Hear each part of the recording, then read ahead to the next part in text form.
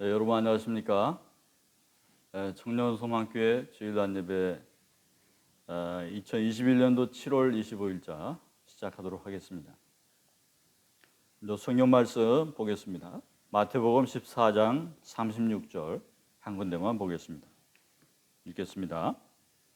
다만 예수의 옷자락이라도 손을 대게 하시기를 간구하니 손을 대는 자는 다 나음을 얻으니라. 아멘. 오늘 날이 참 덥습니다. 요즘 날씨가 너무 더워서 집중력이 많이 흐트러집니다. 폭염이 절정이어서 뭘 하기도 싫어하고 또 피하고만 싶고 그렇습니다. 여러분들이 고생이 눈에 선하고 또 참으로 힘들겠다 생각합니다. 그럼에도 집중하지 않을 수 없는 그런 생활을 하는 것이죠. 시간 속에서 살아가는 우리의 존재는 집중력이 필요하고 그것을 발휘해야만 살아갈 수 있는 그러한 곳이기도 합니다. 몰입의 반대말은 표류라 할 것입니다. 음악에 맞춰 리듬에 맞춰 춤을 추거나 또 영화를 볼 때에 그것을 몰입하게 되면 나와 행동이 하나가 되고 그래서 내 자신의 자아의식을 잠시 잃고 나는 나의 행동 자체가 되어버리는 그러한 경우가 있습니다. 그래서 그것에 대해서 표류한다 이런 용어를 써봅니다. 사람이 집중을 해야 할 필요가 있지만은 잠시 어떻게 잘못해서 의식이 어떤 분위기에 휩싸여서 이렇게 표류하게 되면 그러한 현상을 겪게 되는 것입니다. 정신체계에 있어서도 이것이 여실히 드러납니다. 전에 강남인가 하는 곳에서 고급차가 도로에 있다가 후진하다가 급기야는 중앙선까지 넘어들고 언덕 아래로 이렇게 막 치닫고 있었습니다. 거꾸로 순찰차가 뒤따라 잡아가지고 어딘가에 박아가지고 멈춰선 후에 운전대를 봤는데 운전대에 사람이 없었습니다. 알고 보니까 정비소에서 브레이크를 풀려서 그것이 나름대로 혼자 굴러가서 벌어진 일이었습니다. 그러니까 정신줄을 놓으면 그렇게 됩니다. 집중력을 만드는 데 필요한 5가지가 있습니다. 그것을 기억하시기 바랍니다. 첫째는 기운입니다. 뇌에 에너지를 공급해야 되죠. 또 감정입니다. 성취에 꼭 필요한 동력이 바로 그것이죠. 세 번째는 참여입니다. 일에 푹 빠지거나 적극적으로 임해야 되는 때 그러한 일이 이렇게 필요하게 되고 그것을 집중력을 가지고 만듭니다. 또 네 번째는 체계입니다. 궤도에 벗어나지 않고 집중력을 발휘할 수 있도록 해줍니다. 5번째는 제어입니다. 현대생활이 여러분을 지배하도록 놔두지 말고 통제권을 자신이 꼭 쥐고 있어야 되는 것입니다. 여러분을 몸에 비유할 때 자동차에 비유하게 된다면 여러분은 어느 때 어느 순간에서든지 여러분의 운전대의 주인으로서 운전대를 놓지 말아야겠다 이렇게 생각합니다. 여러분 오늘 지금에 집중하십시오. 우리가 염려하고 관심을 가져야 할 것은 바로 오늘입니다. 왜냐하면 어제와 내일, 과거와 미래 그렇게 말을 하지만 그런 것들은 없는 것입니다. 오늘 현재 그 모든 것들이 다 결정되어지기 때문입니다. 과거는 이미 지나간 것이고 또 미래는 아직 오지 않은 것이니 그리고 오직 있는 것은 현재뿐이기 때문입니다. 그렇게 어거스틴은 이와 같이 시간 내 신비를 가리켜서 현재, 과거, 또 현재의 현재, 또 현재의 미래 다 현재 속에서 모든 것이 있다 이렇게 말했습니다. 내일 일을 염려하지 말라. 한날의 괴로움은 그날의 조카다. 성서도 말씀합니다. 여러분 오늘 지금에 집중할 필요가 있습니다. 지평융합이라는 말이 있습니다. 지구보다 큰 태양을 보게 되면 그것이 바다 수평선에 이렇게 맞부딪히고 있다고 한번 생각을 해봅시다. 그러면 어떤 현상이 일어나냐면 중력의 변화가 일어납니다. 중력이 90도로 양편에 모두 작용하면서 그 한쪽에는 수평으로, 한쪽에는 수직으로 그렇게 치열하게 끝선이 맞닿으면서 그러한 현상이 생기게 될 것입니다. 바로 그 치열한 변곡선, 그 변곡선에 내가 서 있다라고 하면 어떻게 될까요? 그렇게 우리가 현재라고 하는 것은 내가 설 자리를 분명히 어떠한 것인지를 선택해야 하는 그런 신비의 자리다. 과거는 수평선처럼 고요할 것이고 또 하지만 태양과 맞닿은 태평양이라고 하는 그곳은 고요하다고 하는 것은 상상할 수 없는 아주 심각한 변화가 일어나는 것이겠죠. 아마도 수증기와 용광로처럼 그렇게 불타오르는 듯한 그런 수증기를 목격하게 될 것입니다. 그래서 수킬로나 튀어오르는 가장 치열하고 역동적인 모습이 연출되겠죠. 그래서 현재는 어제나 그저 같은 그런 모습이 아니라 가장 새로움을 치열하고 역동적으로 이렇게 겪는 오늘이 되도록 그렇게 만들어야 옳습니다. 여러분 또한 나 자신에 집중하시기 바랍니다. 여러분의 자신의 현재의 상태는 어떻습니까? 잘 정비되어 있습니까? 원죄란 무엇이냐? 인간의 원죄라는 것은 자기 자신이 결정해야 될 그것을 뱀에게 맡긴 것입니다.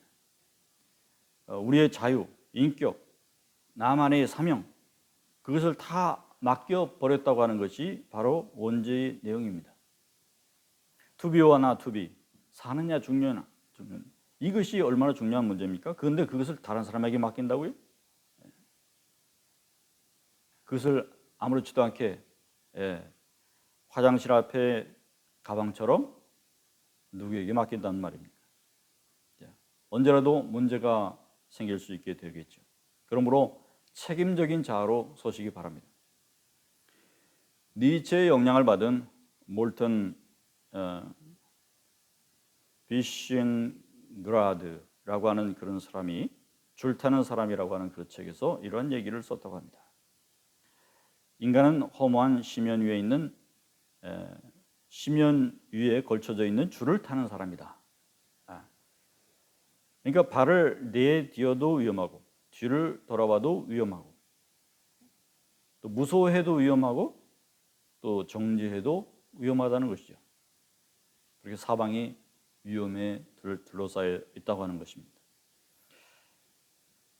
그렇지만 우리가 그러한 것을 직시하게 될 때에 내가 어떠한 선택을 하느냐는 왜 심각하게 고민하고 왜 신중해야 하는지를 깨닫게 되겠죠. 그것이 있고 없고의 차이는 천지차이일 것입니다. 따라서 합시다. 나는 방관자가 아니다. 나는 방관자가 아닙니다. 나는 나 자신의 항상 주인이 되어야 됩니다. 광란하는 파도 앞에서 떨지 말고 내 삶의 중요한 결정 앞에서 신중하고 책임 있는 결단을 하도록 해나가야 될 것입니다. 불신앙은 죄입니다. 앞에서 죄를 말했죠. 죄라는 것은 어원적으로 볼 때에 관역에서 벗어나다. 히브리어로 집중하지 못하면 생기는 게 바로 죄입니다. 여러분의 생애에 집중하면 어떤 일이 생기느냐? 반대로 신앙이 생깁니다. 내가 책임 있는 자로 선다라고 하는 것은 운전대의 주인을 잘 선택하는 일입니다. 그러므로 이 몸에 바른 운전사가 자리하고 있다, 운전을 하고 있다라고 한다면 분명히 이 몸은 살아계신 하나님을 따라서 잘 만나는 몸이 되어 있을 것입니다. 할렐루야. 여러분 은혜에 집중하시기 바랍니다.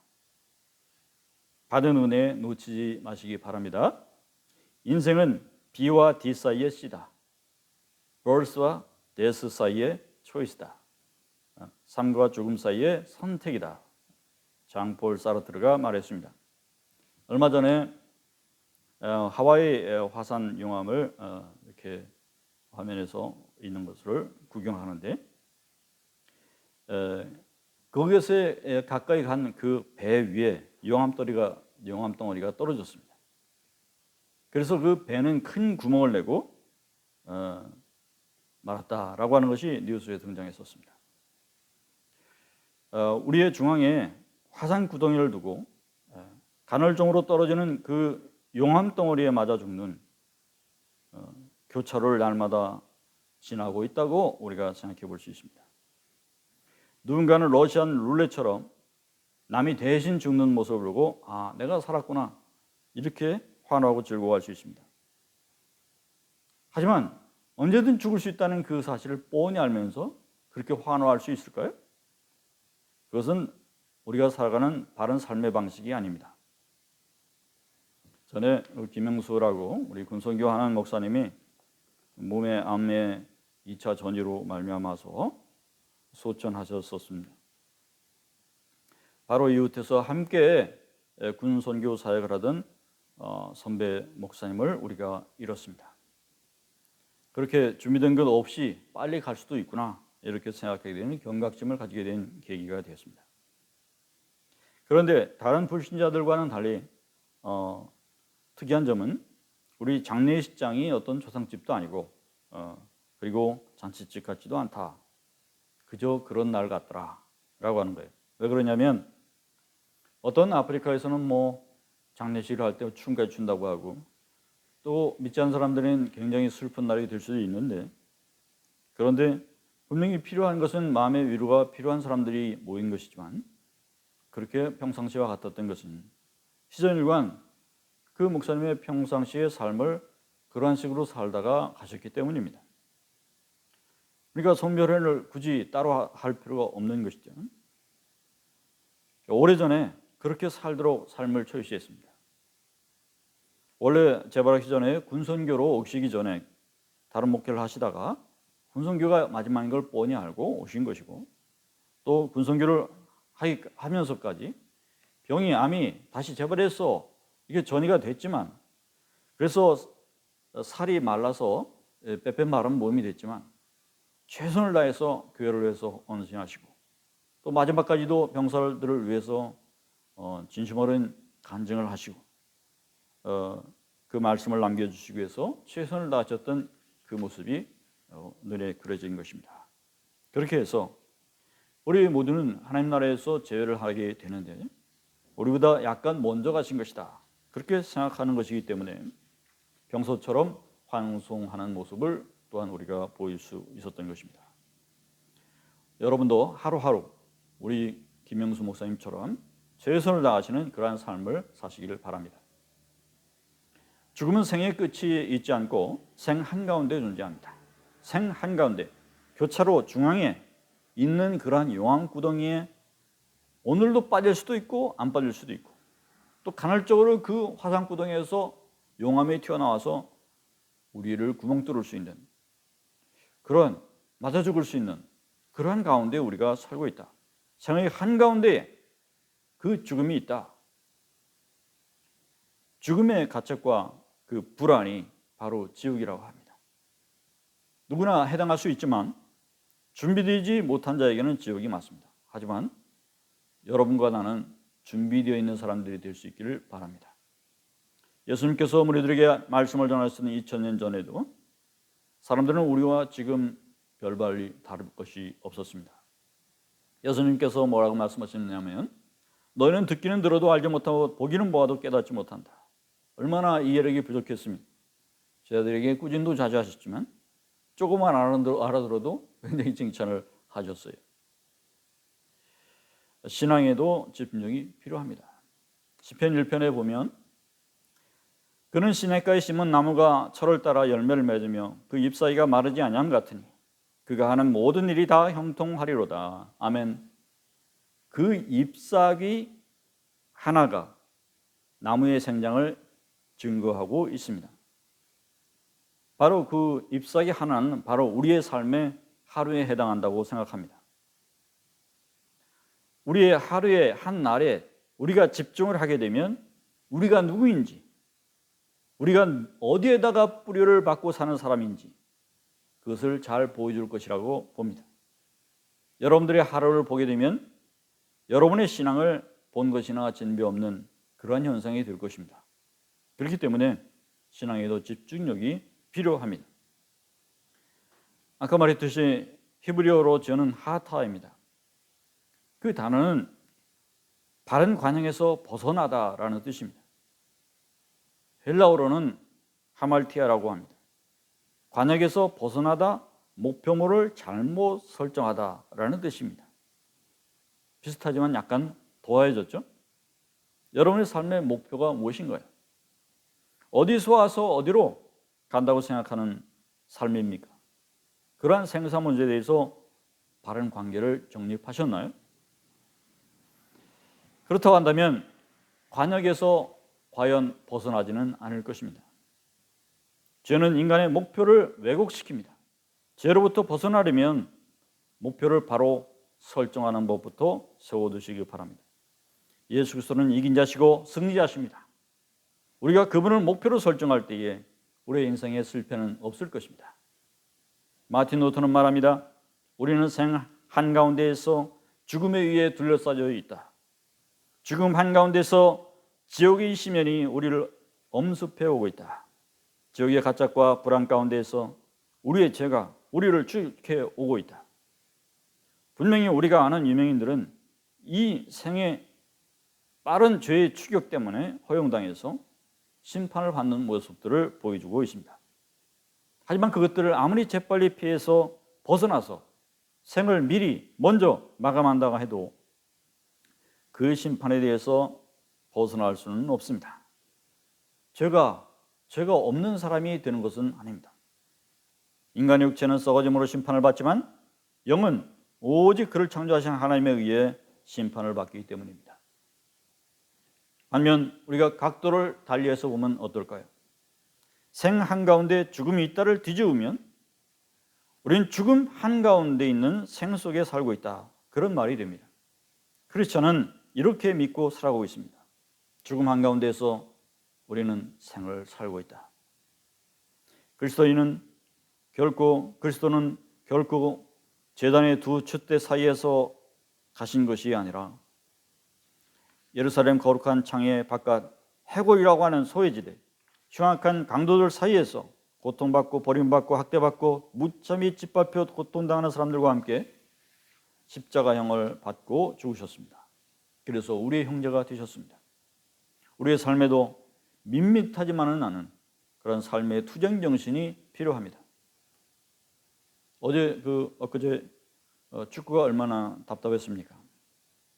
우리가 좀 더 적극적으로 임하고 그렇게 행패스보다는 좀 직선적으로 좀 도전하고 또 이렇게 올리고 쏘고 그렇게 한 걸음만 더 뛰고 그렇게 해야 되지 않았을까, 그렇게 생각합니다. 우리가 오늘에 집중하면 어떤 일이 생길까요? 형제의식이 생깁니다. 형제를 위하여 목숨을 버리는 것보다 더 큰 사랑이 없다 말했습니다.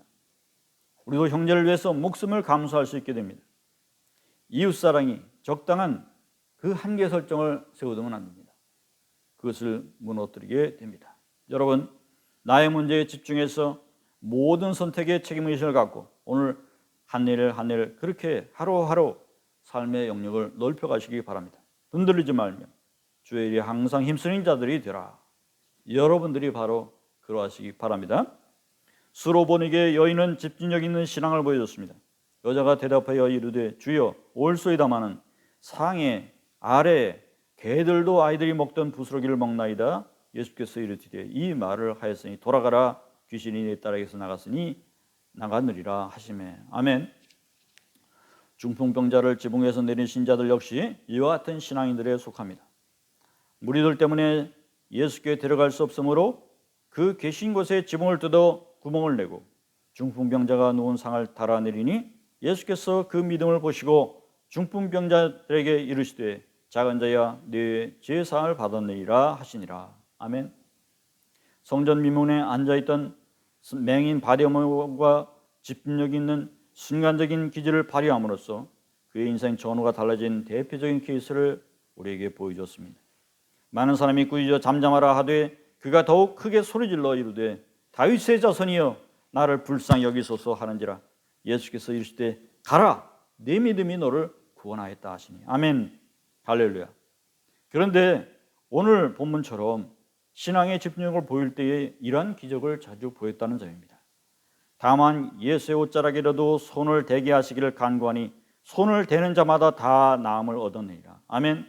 여기 온 손을 대는 자마다 다라고 되어 있습니다.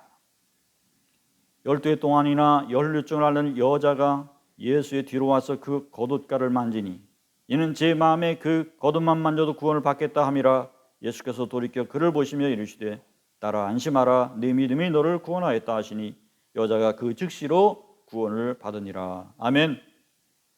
하나님의 나라는 여러분의 집 농 뒤에 있는 보석입니다. 농 뒤에 있어서 꺼내기가 힘듭니다. 그런데 여러분, 언제까지 치우지 않고 두실 겁니까? 신앙도 무엇도 여러분의 선택과 노력, 집중도에 달려 있습니다. 그러므로 집중력 있게 매사의 삶을 살아가시기 바랍니다. 국립정신건강연구소에서 발표한 내용 중에서 우리나라 현대인들이 성인 4명 중에서 1명은 정신병 장애를 앓고 있다. 여러분도 아마 정신병 장애를 어느 정도 앓고 있다, 그런 적입니다. 그 종류에 대해서 구체적으로 설명하기는 시간이 짧습니다. 주의력 결핍, 과잉행동 장애가 있고 양극성 장애가 있고 조현증이 있고 우울증이 있고 불안과 공행 장애가 있다고 하는 것입니다. 4명 중에 1명이 말입니다. 예수님도 이 ADHD 같은 집중력이 필요한 약한 그런 환자들에게는 구원을 베풀기가 쉽지 않았을 거라고 생각이 듭니다. 왜냐하면 예수님의 말씀대로 예수님의 구원 행동을 보이시는 그 모습들이 본인들의 그 의지를 가장 중요하다고 보셨기 때문입니다. 우리도 이러한 현대인의 질병에서 구원받아야 되겠습니다. 여러분도 구원을 받아야 되겠습니다. 구원이 여러분의 스스로의 문제로부터 시작해서 여러분 스스로의 간절함에서도 나오는 것입니다. 남들과 다르게 예수님의 옷자락을 손을 대느냐 마느냐 여러분의 의지에 달려있는 것입니다.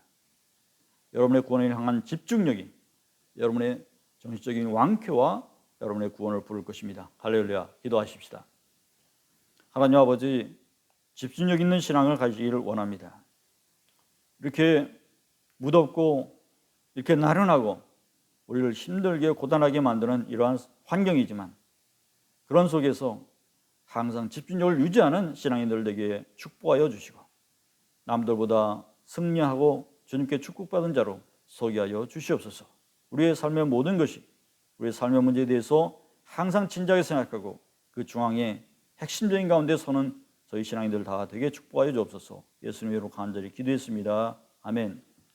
이제는 성부, 성자, 성령 삼위일체 하나님께서 우리의 믿음과 우리의 소망과 우리의 확신을 굳게 부여잡고 다시 한번 오늘 하루를 진지하게 살아오자 다짐하는 우리 모든 청년 소망 교우들 위해 지금부터 영원히 함께 계시옵시기를 간절히 축원하옵나이다. 아멘.